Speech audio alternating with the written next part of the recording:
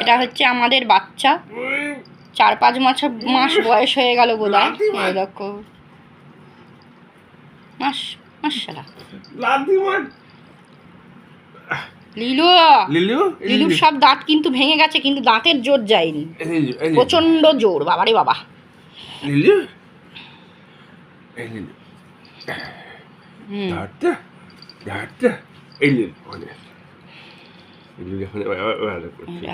এটা এখন ঢঙের আদর চলছে, এরপরে কামড়ের স্টেজ। হ্যাঁ, বলতে না বলতে